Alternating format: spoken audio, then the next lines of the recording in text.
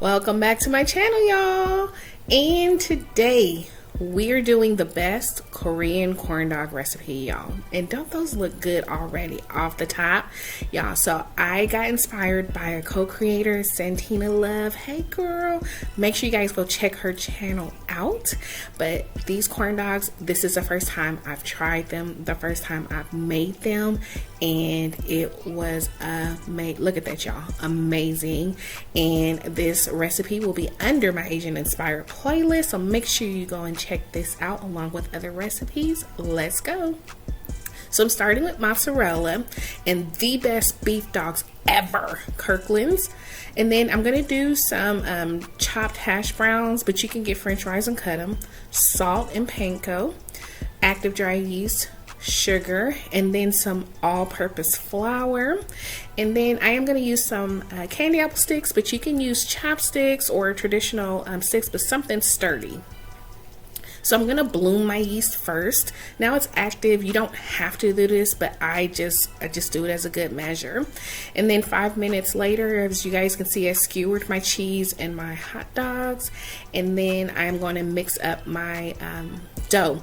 And so I did just one batch of it, and it ended up not being enough for all of the hot dogs, but if you want to double it, it will be too much. But what you want to achieve is like this plastery sticky dough, okay? And it's gonna rise, and it'll take about an hour. I actually did it for about an hour and a half, and then you just cover that up and set it off to the side in a warm space. So this is what it should look like, and it is, when I tell you super sticky, that's exactly what you want. So I am going to get my little station together, and I dusted one of the weenies at first, but you don't have to do that.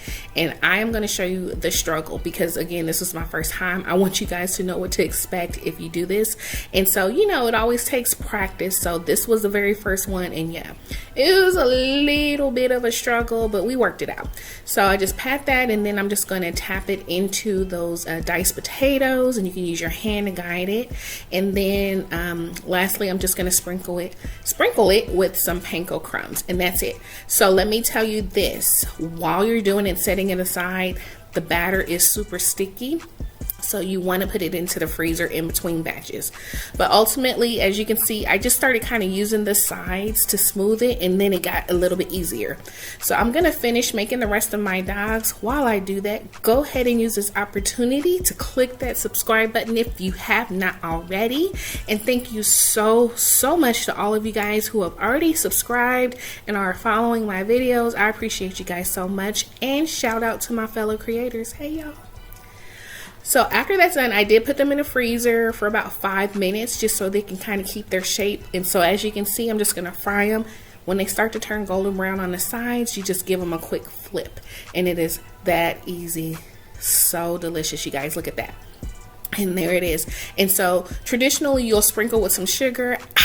I had a little bit of, you know, issues with that.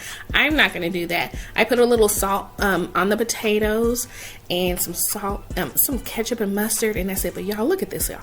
Look at the mozzarella stick. Is a traditional Korean dog that's real popular and so good. And then here's one with just that panko breading, and then it's the batter for me, you guys. That batter is so, y'all, come on. So anyway, I hope you guys try this recipe out. Super easy, a street favorite, so good, y'all. Just check it out, trust me. But thank you to those who watch this video. Make sure you to click subscribe and like this video. Also remember, new recipes every Monday, Wednesday, and Friday. And for those who are new to my channel, welcome. Thank you all so much for watching, and I'll see you next time in my new video. Bye, y'all.